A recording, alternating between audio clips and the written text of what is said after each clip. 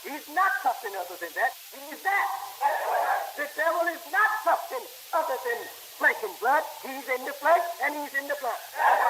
He's visible and he's a human being. I said to you, God sees no, pardon me, God sees, hears, knows, will, and he acts. Right? And he is a person. He's not something invisible. He would not have no joy or pleasure in you and I if he was something other than a human being. He would not have no joy or pleasure in the universe, which is a material universe, if he was other than material. I said to you, my beloved brothers and sisters, that if the devil was something other than material, he couldn't be destroyed. You can't destroy a spirit. You can destroy man, but you can't destroy the spirit. Because the spirit is something that enters into the man, which we call breath of life. Breath of life is incapable of doing anything worthwhile for the joy and pleasure of man unless it have a base to work on. And the base must be a human being. So I said to you, my beloved brothers and sisters, the human being is both God and the devil.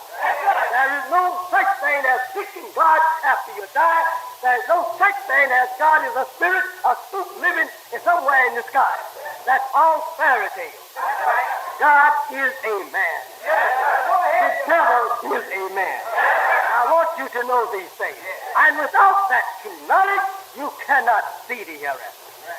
If God will come, then I want you to remember that if God will come and the world is looking for God, then he must be something visible, right? If he is a spirit, we don't say he will come. We say we will feel it. Huh? We don't look for spirit, we feel for spirit. Right? I said, wake up. Something knowledge of yourself. If God is a spirit, and he said that he made Adam in his own image and likeness, then I said to you, my friend, he made a man. He didn't make a spirit, he made a man. Because the man looked like God and he acts like God. He exercised power like God, right? Man don't sit down and wait till the fruit grow and then go and thrash itself and make itself into flour and then cook itself and come to him, does he? He go and thrash the wheat, cultivate the wheat, he go and thrash it out, grind it, make his bread, go then and cook it and put it in his stomach, right? If he sits down there in the house waiting for that bread, he would starve to death, right? No spook in heaven or hell will bring you no bread.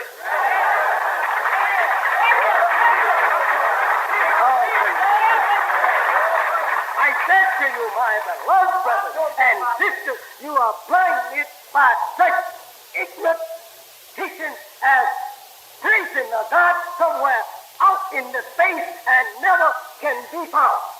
Placing the devil under your feet while he's walking on feet like you, looking at you every day. And the God also. I said, my friends, wake up to the knowledge of yourself.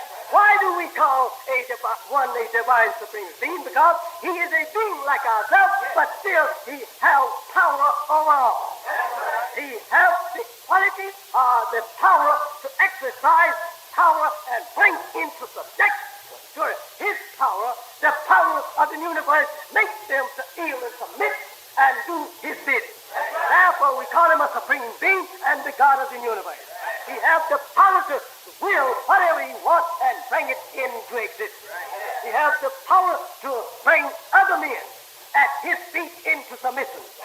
Therefore, we said he's divine supremacy, but he's not a spirit someplace. I would defy any spirit outside of the spirit of man to do anything to me. I would defy any devil that is outside of a man to do anything to me. But I do recognize the spirit of the devil in you that can do me harm. But not a spirit independently of man can do me any harm or any good at all.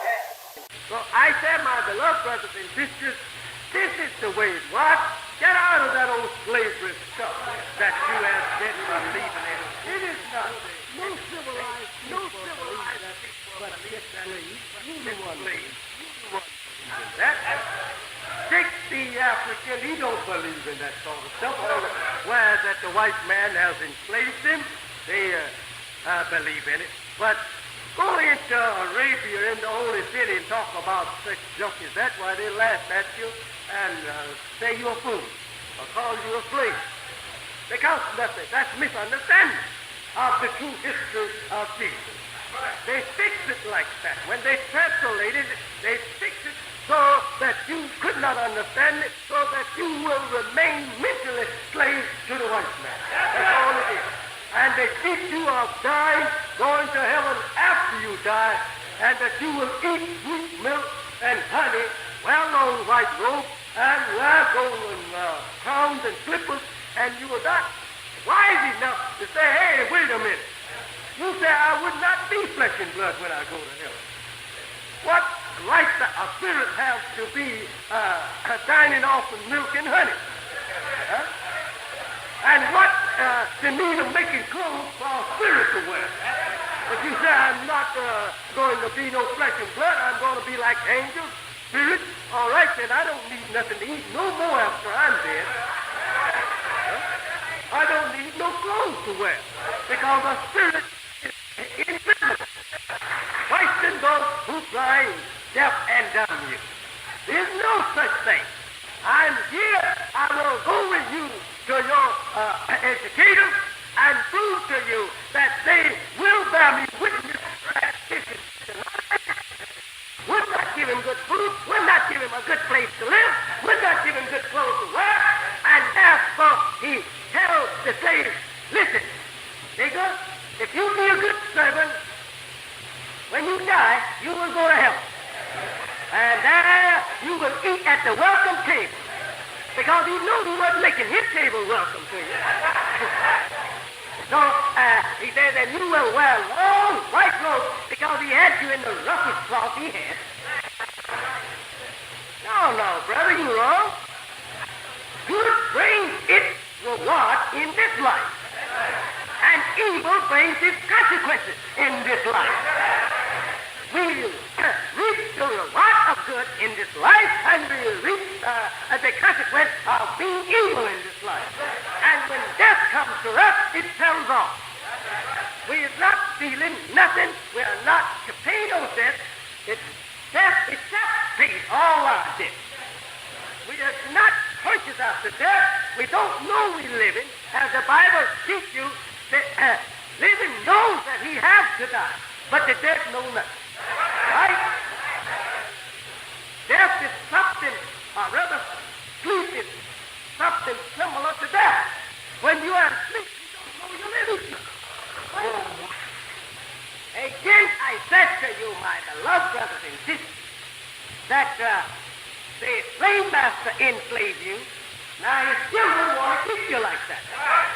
Only way to see the hereafter, it is to accept Islam and the God Allah and join up with the armed people. And I don't mean that hereafter you go to the graveyard, but I mean after this great war of Armageddon, which will take from the planet Earth the world that you and I have known. I mean the white civilization. Armageddon is a war that will be fought between God and the devil. And there will be no defense in that war. No. America, God has said to me that he will destroy America and he will burn America. He will set it on fire, and that he will not save one white man, woman, girl, or boy.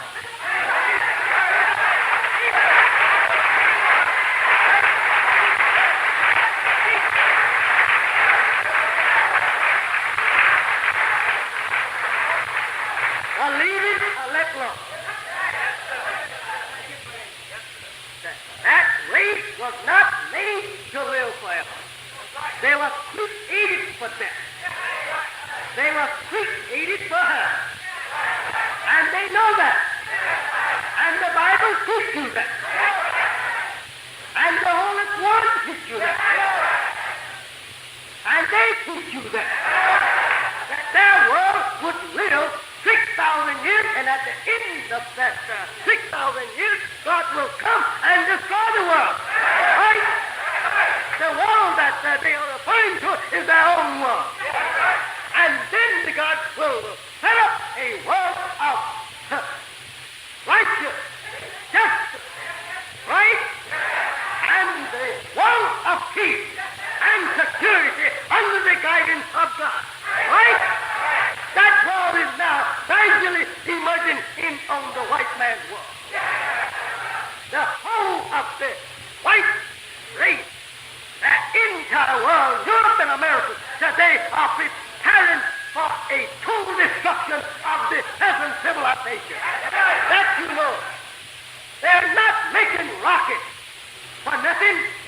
They're not trying to send one to the moon for nothing. They're not creating and making submarines to crawl on the bottom of the ocean for nothing. Carrying deadly currents of gas or high explosion to kill civilization. They're not skimming the clouds and the altitude of the ether, seeking to get out of world travel, find a place conquer the space which have no gravity in it. They're not trying to do that for nothing. They're trying to find a way to plant civilization in some other part of the universe that it may survive there, because they know what is going to happen here. Right?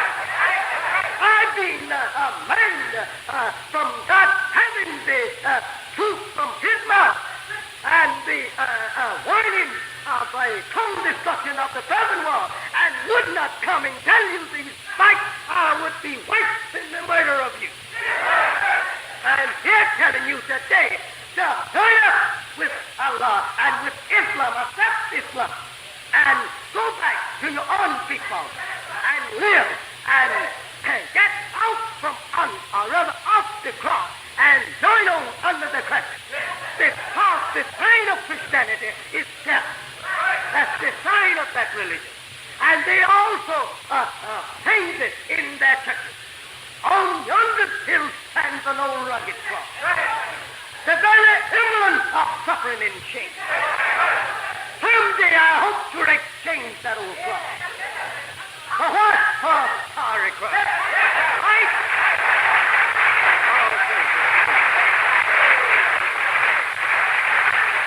If the Christians want to change their own emblem of their religion and change the very emblem of suffering and shame, why do you want to cling to that rugged cross? You have the right. You are free to live in the hereafter. But fear is going to cause you to lose your life. Fear of the white man. Fear that he won't like what you believe in. I say, my friend, I was born in Georgia. I am a Muslim. I am a messenger of God.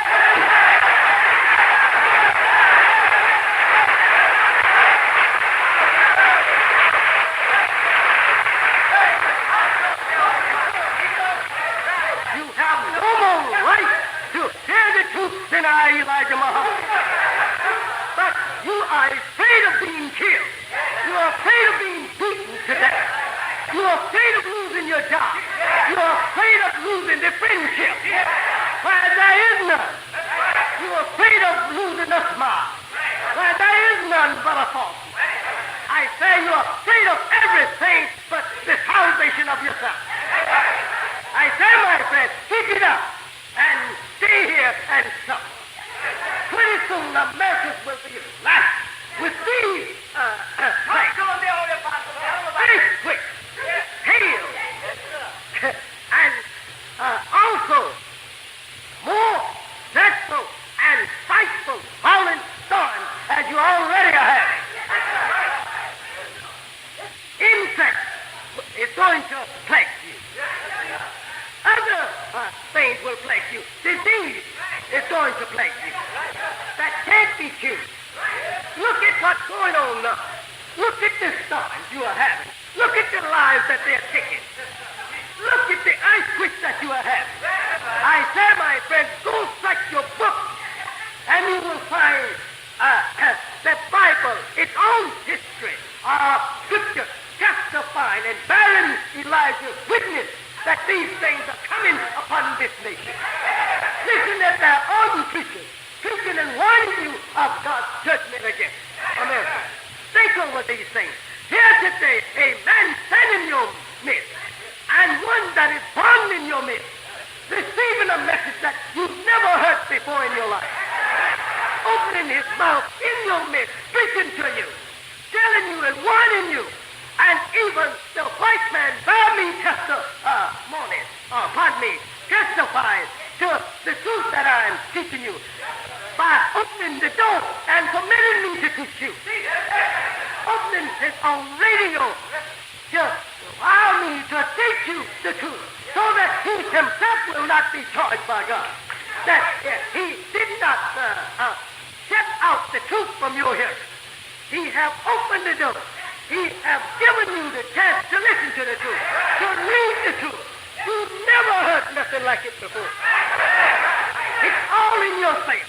Here you say today to Elijah, I don't want no religion that God have any exceptions of persons. I don't want no religion that he have exceptions of persons that Elijah teaches. I don't want no religion, no God that won't accept the white man. 300 years he had a God in a church that didn't accept you.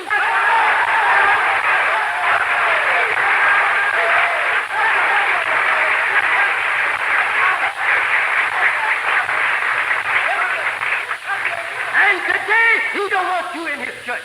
Right here in Atlanta today, they don't want you in that church. And you are fools for trying to get it.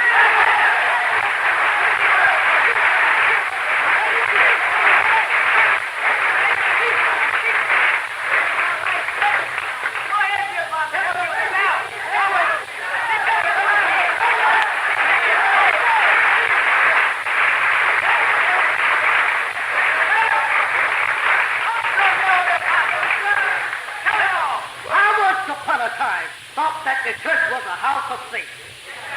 But I know it's not today. Not for a Negro. It don't save no Negro.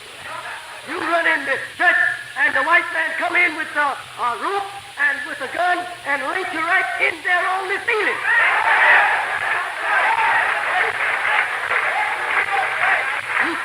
You call on the Father, Son, and the Holy Ghost. Not a one answers you. Your neck is stretched on the rope, and your body is filled with bullets in your church house, right? All praise is due to Allah.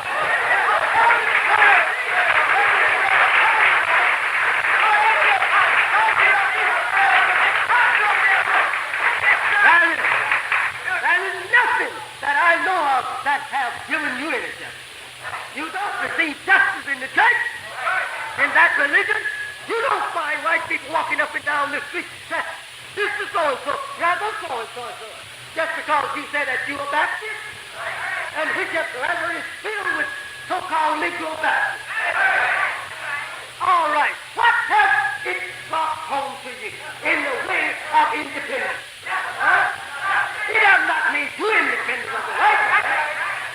I said, if I accept the religion of a race or a nation, and it makes me a slave, and keeps me a subject to them, I said, to hell with that country.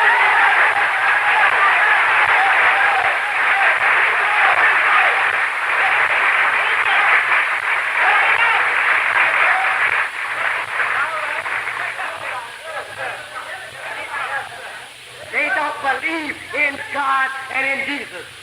They don't believe in Jesus. What is God and Jesus doing for you in the church? Tell me that. So since you are such good follower of his, why don't you pray to him to stop lynching here in the church?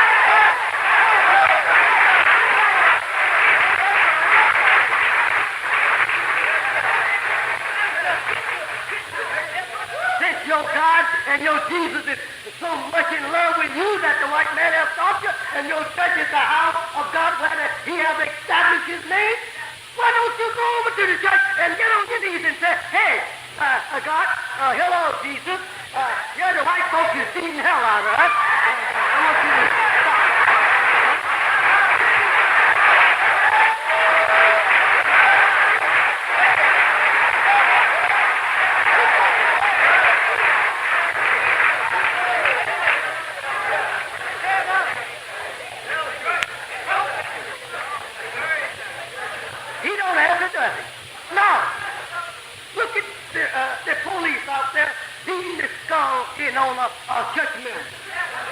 brains being bulging out over his ears. And you go by and say, that's a shame, isn't it? Huh? Why didn't you go to church and say, look at Jesus, you God's son, and to tell me I have to come through you? Now, here my brother out here, he's a member of this church, and he have his brains beat out tonight. Will you go out there and beat the brains out of that police that beat the brains out of him? No, you don't get no answer, do you? No, never will. No. Jesus don't hear any more than Abraham. You have been praying to him 100 years, you never had him to answer your prayer. That is, if the prayer was directed against white people. Huh? He never answered you, have he? No, never will. He's dead. He can't answer you. And you are not praying the right. You are not in the knowledge of how to pray. You don't know how to pray. Come and I will teach you how to pray, and you will get an answer to your prayer.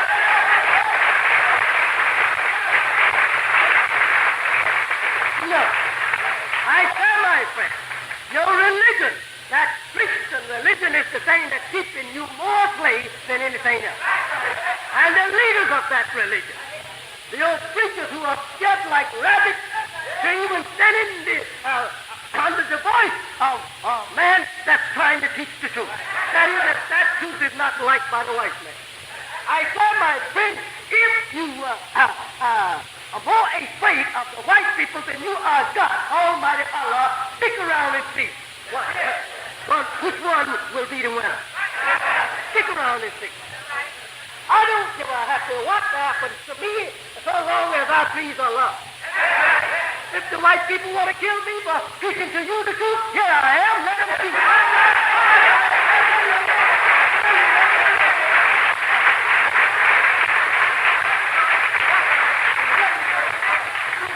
I'm not running from death. If I die here, I will get a good reward. Yeah. If I'm killed, I will get a great reward. And especially in the state that I was born in, I get a great reward. And it would bear witness to the truth that I'm teaching. That we have been living in the land shadowing with death, under the very shadow of death, day and night, led and taught by nothing but death.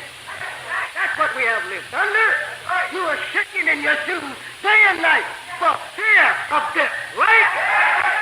And who is going to give you death? The white man. You are scared of death, right? You want to get out of that fear? That's Allah. It's right. Come on and follow me and you won't fear him.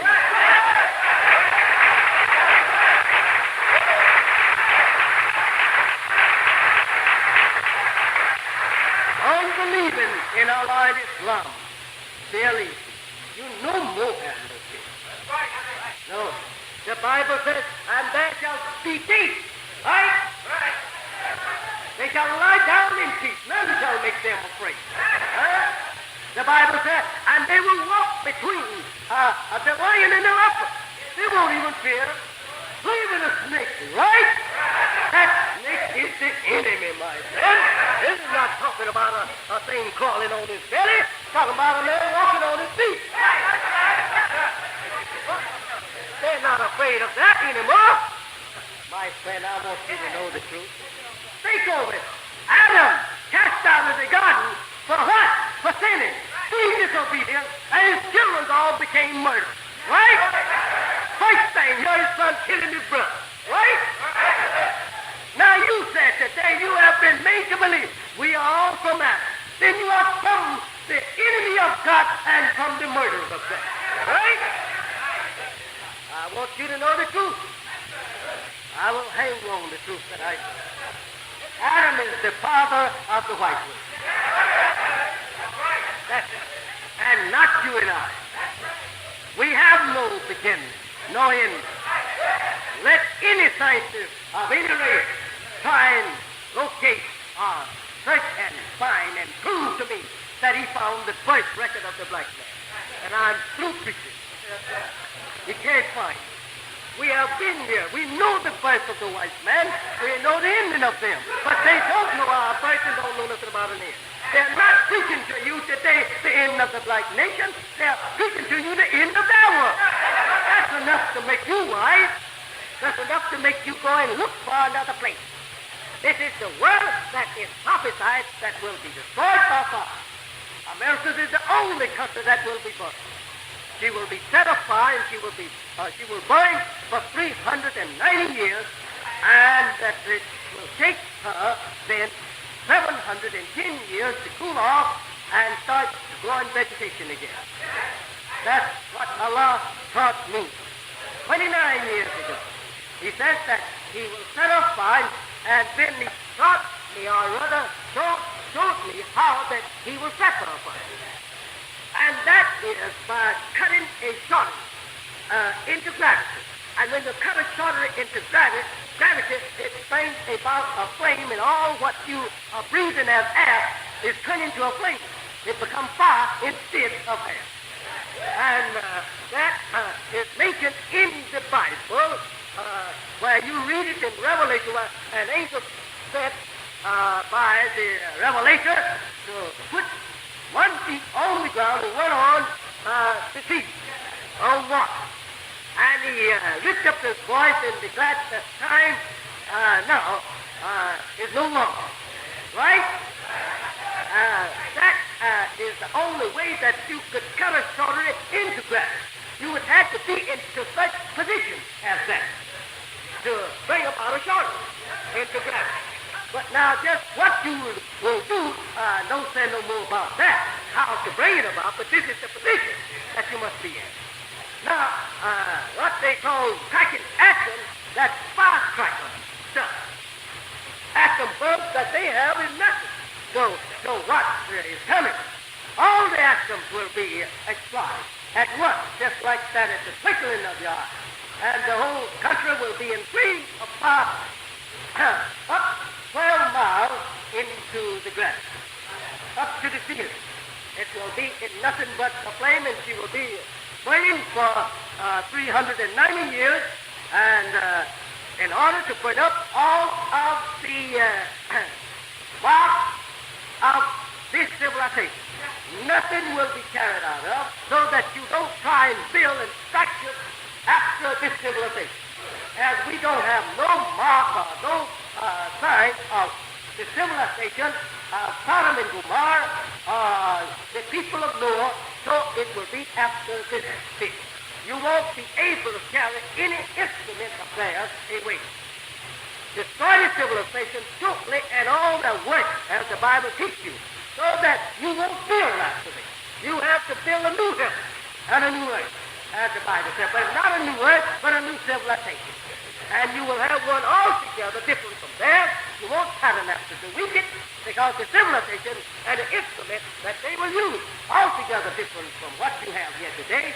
I could talk to you on this kind of subject from now until tomorrow evening at this time, but the time is has come that we have to try and get out to go to a plane back to Chicago. But I said to you, my beloved brothers and sisters that have been so patient and listened to me here this afternoon, that I hate to leave you. I have so much to tell you. I have enough to teach you from now on until that you go to sleep and get wake again, and I won't go to sleep. You will find me still teaching and telling you something different every word of my mouth. God has filled me with much to tell you. I have not half gotten over to you what I intend to get over to you, but I thought what I have said was sufficient for you to start walking with. Remember, you are born Muslim. You don't join up in Islam. You were made that in the beginning. It's your nature. You are born a divine member of God. A Muslim is one who has submitted himself entirely to the will of God and is a divine member of that nation. Now, you are that by nature. I say again to you, my friends, oh God, brothers and sisters, I'm not through with you. And I said to you, my beloved friends, that the truth has come to you, and the falsehood that you have been brought up in and is still being taught will soon vanish away from you. And that fear that you have will soon leave you. Fear not. If we are killed in the truth, be happy to die in the truth and in the word. Be happy. But God has not come to destroy your life. It already has been destroyed. He came to save you. And if you believe in him, as the book says, he will save you from the destruction of this world and from the hands of your enemies. I thank you, and I'm happy to say that you have been more than intelligent here this afternoon to sit in this uncomfortable place, listen to me for the last couple of hours or more. It is wonderful. You could not have sit in the church and listen to Reverend preach Jonah goes to Nineveh for 2 hours to save your life. Should you have? No, because you used to it and you don't see nothing in it anymore, hear no more than you have always heard. And in 15 minutes you're ready to tell the preacher to say amen. Let's go home. You're not learning nothing. Because if he would tell you who the fish that swallowed Jonah really are, and who the really swallowed Jonah are, and the sea that he was put in, and the show that he was put on to go for himself on, he would wake you up. But he don't know it. It's a symbolic teaching. Never was a man went down in no fish belly and stayed there those 3 days, 3 nights. You can't do it today, and no fish out there today will live with you in them that long. No, sir. You will kill a fish if you stay in him 3 days and 3 nights and won't die. No, sir. I tell my friends, wake up and learn the science of the book. This is the big whale that has swallowed you. It's America. You are the...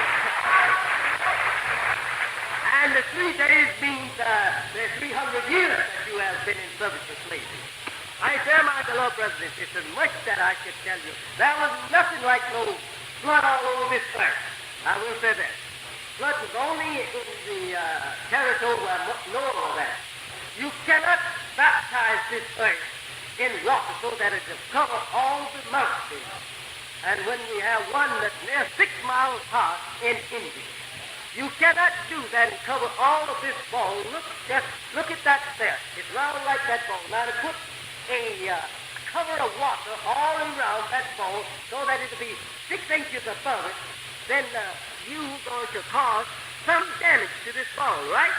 You're going to cause the earth, if you put that much added weight to it, 6 miles of water in depth, all the way over the earth, you will cause it to lose its hold in the magnetic needle point of the earth, which is north and south. There, these 2 points keep our earth held in its orbit around the sun. There, the magnetic is so strong at these 2 points that it can keep our earth attracted so that the sun and moon will bounce around its orbit, around the orbit of the sun. That is clear.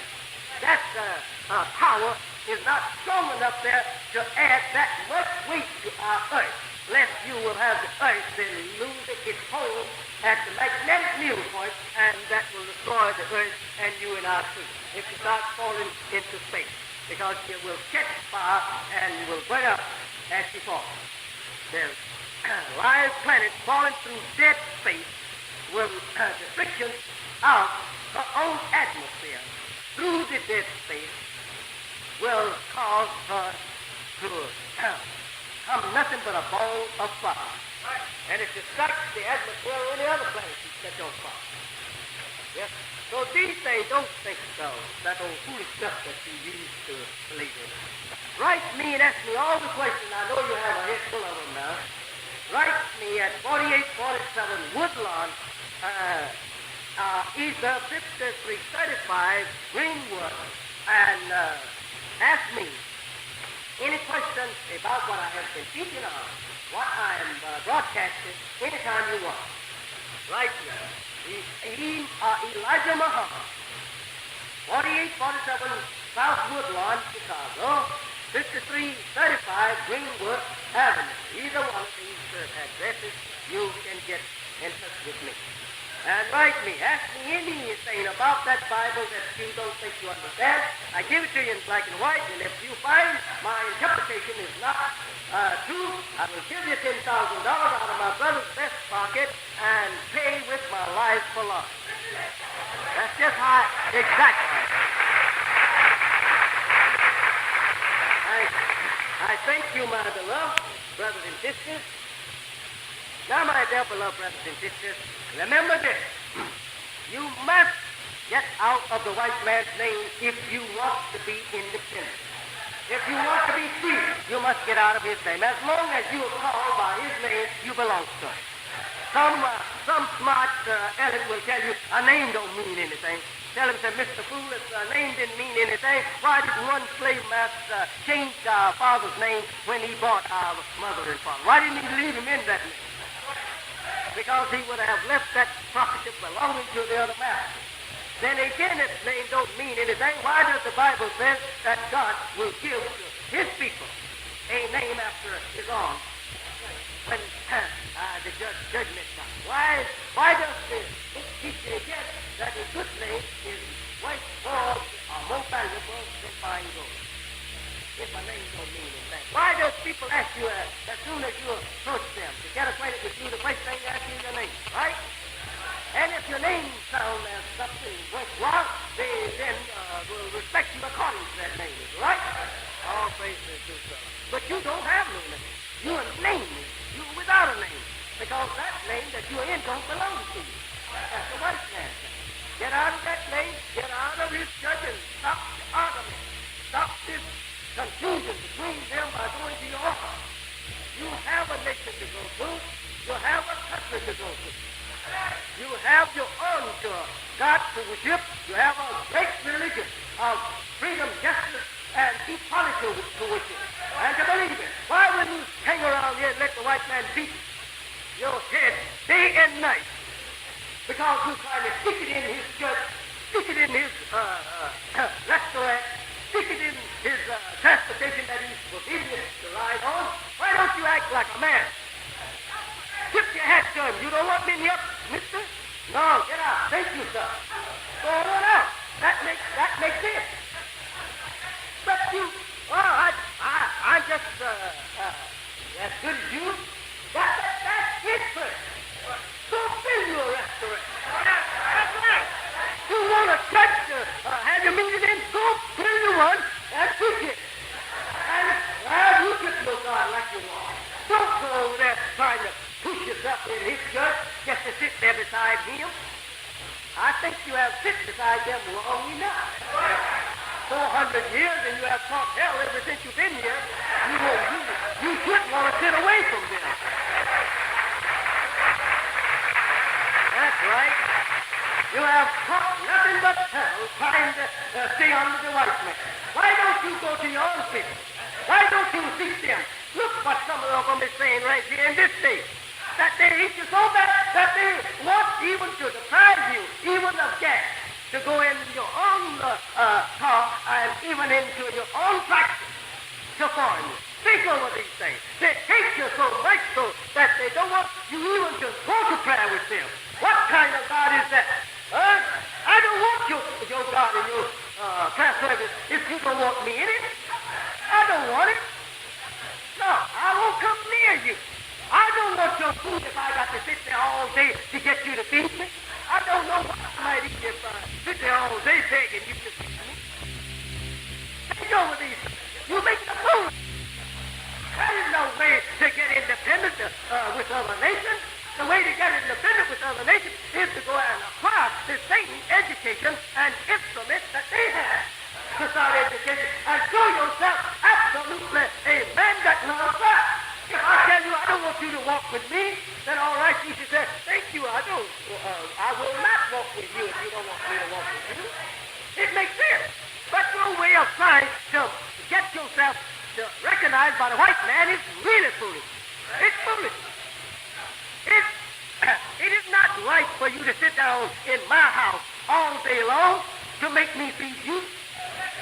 If I get a gun and shoot you out of my house, I'm in my right. Right? I'm just only talking sense. But you know this is the only way they will serve us.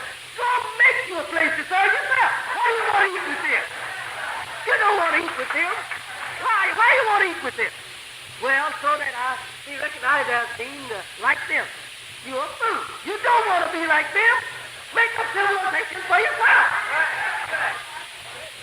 My friend, you have acted silly.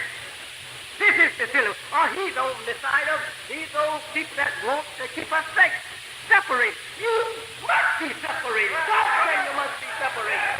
How can God destroy the world if you're going to remain in it? Huh? He wants to chastise the people for treating you as they have for the last 400 years. And here you want to jump up in their lap, hug them and kiss them and say, you know, we're brothers, so God can kill you. Your Bible teaches you, why will you die, old my people? Come out of her. Be not protected with her in her fight. Huh? Come out of her, my people. Why will you die? My friend, you are the people that the book is referring to. Yeah, you said, if I'm a Baptist, I'm a Christian, he should recognize me in this church. He didn't recognize you for all of these centuries in the past, did he? And he's still here. Who was not any better off than those days than you are today, in a way of speaking? You are more a slave today to the white man than you are under servitude. Why? Because you're mentally slave now. He has gotten you here. Education makes you a problem in his midst today because you acquired some of his education. And that makes you want to be everything that he's really not, right? You want him, after education, to recognize you as with the same degree, and I walk with you and talk with you and sit with you and ride with you. It makes you more of a slave. My friend, then if you had never seen his education, I'm not telling you that to go, but if you would take that education, pool it among yourself, unite your people, and tell your people, come, let us put our nickels and dimes together and buy us what white man has. Buy us a factory. Go put our skilled laborers in there, put them to work. Put our money together and go buy us farmland and make grain and put cattle on that farm and bring our meat into our kitchen for ourselves that we live. Bring our own grain that we grow ourselves. Put it in our kitchen. Feed our people ourselves and stay away from the break line. Make our own money work for ourselves and he's making it work for himself. Do these things like other people do. Stop taking your money going out there, getting a bottle of that tired bottle of alcohol. All your brains is already done. You pour it in your stomach to make your work dumb person. Then you are bringing his hand Monday morning. You are broke, you have none. You drink and drink it up today in liquor, right? And cut the booze, right? You take it and eat it up in that which you shouldn't. You take it and gamble it away when you should not do it. You take it and go buy dope when you should not do it. Drugging yourself, you're already drugged by his business, right? Why should you do these things? Why don't you learn to unite? Take your money, pool it together and say, come on, brother, educator, and let's take our people up out of the mud, hire them over here in the factory, make them to make their own garments, make them to cobble their own shoes, make them to grow their own food, make them to buy clay land, and we make bricks for ourselves to build with. Let us go buy timber and get a sawmill to saw our own lumber and a planing mill to plane it and build for ourselves.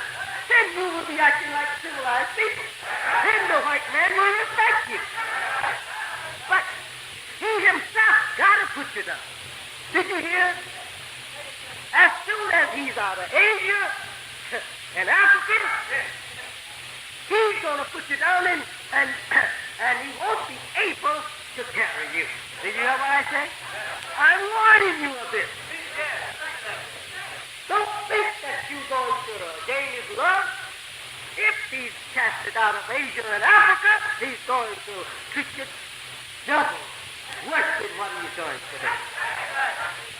I said, come to Allah. You will soon see. You will soon come to know. Come to Allah. accept this religion, Islam, come and get the holy name of God. There's 100 names of God. Allah is that 100. Come and get one of these names. Get a name like mine, Muhammad. What is the future of Muhammad? That name will live forever. There's no end to Muhammad. Why? Because it's an attribute of God. It means praise and praise much and one worthy of praise. Well, God is the one that is worthy of praise. So when you say Muhammad, that's what it means. You are so foolish that you will laugh at their good name.